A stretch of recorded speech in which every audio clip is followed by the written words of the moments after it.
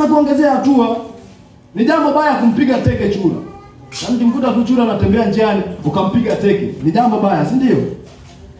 Lakini kwa mwendo aliyokuwa anaenda nao, kwa ile teke ulilompiga, yeye hatua yake asingeweza kuruka kufika kule. Lakini kwa teke ulilompiga chura, ameumia ndio, lakini amesogea hatua. Kwa unakuta wakati mwingine kuna mambo yanatokea, ni mabaya, yanakuumiza, lakini anakupa kupiga hatua. Anakupa kupiga hatua.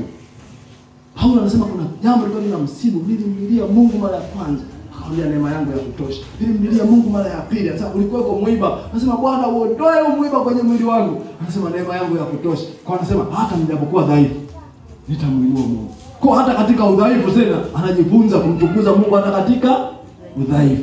Haimaanishi udhaifu ni mzuri, lakini neema, kwa sababu Mungu amemwambia neema yangu ya kutosha, ina maana anapata msaada wa Mungu wa kumsaidia kupita hata katika huo udhaifu.